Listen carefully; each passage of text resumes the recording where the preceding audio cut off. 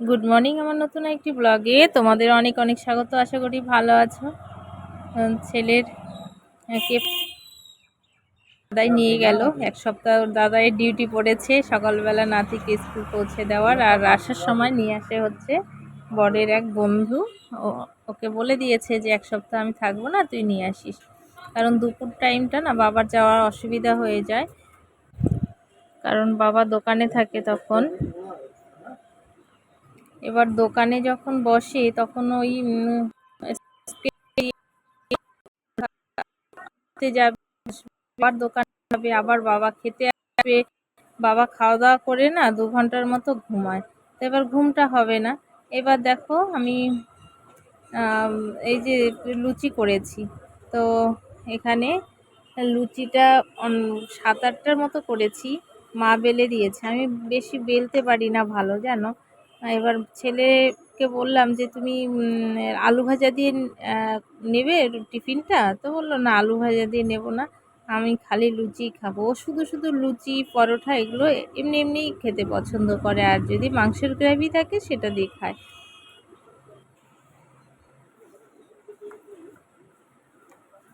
তো সকালবেলা টিফিনও না দুধ আর হচ্ছে ভাতটাকে পেস্ট করে খাইয়ে দিয়েছি, তারপর স্কুলে গেল। আর এদিকে আমি চলে এসেছি একটু উপরের ঘরে, কারণ মা গেছে মন্দিরে।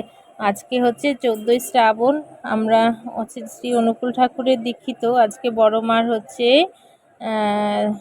জন্মতিথি, তো মা মন্দিরে গেল, বললো তুমি একটু পরে রান্না করো। এবার এক কাণ্ড হয়েছে, মোবাইল খুলে দেখছি ডাব্লিউডিও ম্যাডাম আমাকে মানে আমাদের গ্রুপে মেসেজ করেছে আমি যেতে 11টা পৌঁছাতে হবে মিটিংয়ে। তারপরে এখন ও ঘুম থেকে উঠেছে 8টার দিকে, তারপরে উঠে এই যে কেক বানিয়েছিলাম না, সেই কেকটা একটু খাচ্ছে। আর এই যে ছেলেকে এদিকে পড়তে বসিয়েছি। আজকে সারা দিন বাড়িতে ছিলাম না জানো, সন্ধেবেলায় বাড়িতে এসেছি, আর বাড়িতে এসেই তো জানোই কি অবস্থা, সন্ধ্যা দিলাম, আর মা ছোটটাকে নিয়ে উপরে ঘুমাচ্ছিল। আজকে একটা বাজে জিনিস হয়ে গেছে, আমাদের বাড়ির কারেন্টের তার কেটে দিয়ে গেছিল, তো বর তো বাইরে গেছে বাবাধাম তোমরা জানো।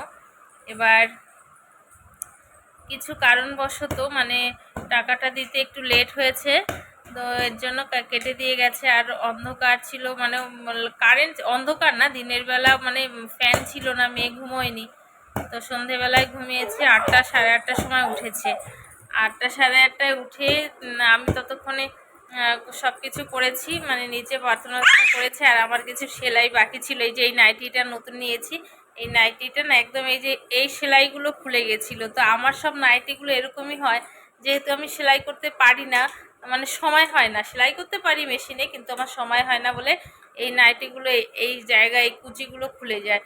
তো এটা খুলে গেছিলো, আমি কয়েকদিন আর পরিনি, তো ভাবলাম যে ও ঘুমোচ্ছে, এই একটা সুযোগ, তো প্রার্থনা করে এই নাইটিগুলো সেলাই করেছি। 3টে নাইটি সেলাই করেছি, আরও 2টো বাকি আছে সেলাই করা। আর সেলাই করে একটু বসেছি, আর তখন মেয়ে উঠে গেছে, ওকে খাওয়ানো, ছেলে চলে এসছে, ওকে ওর খাবার বানিয়ে ওকে পড়াচ্ছি। আর এদিকে রান্না টান্না রাতের কমপ্লিট করে, তোমাদের সাথে আর শেয়ার করা হয়নি, কমপ্লিট করে এই চলে এসেছি মেয়ের খাবার নিয়ে। এখন এই যে 2 ভাই বোন এখানে খেলা করছে, এই দেখো এত বদমাইশি করছে, বারবার করে লাইটটা অফ করে দিচ্ছে।